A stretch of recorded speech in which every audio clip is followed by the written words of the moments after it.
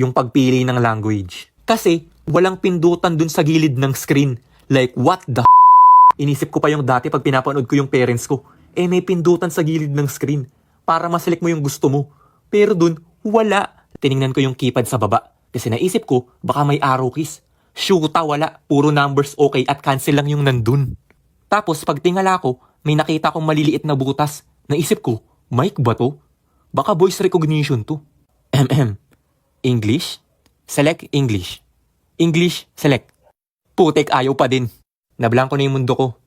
Sa tagal-tagal kong hiniling na ma-experience mag-withdraw, ganun lang palang mangyayari. Pagtingin ko naman sa katabi ko, kakatapos niya lang. Hanggang may naisip ako na bright idea dahil sa pagtapos niya. Naisip ko na yung susunod na mag-withdraw, dadaan din sa pagpili ng language. Kaya pwede ko makita kung ano gagawin niya. Kaya ang ginawa ko, umatras ako ng konti. Siyempre relax pa din, para di mo kang tanga na di na alam yung gagawin.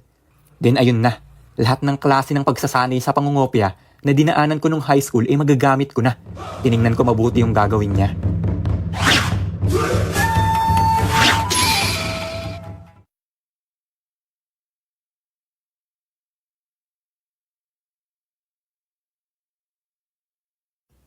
Ang tanga, ang tanga, ang tanga, ang tanga, ang tanga, ang tanga, ang tanga, ang tanga, ang tanga.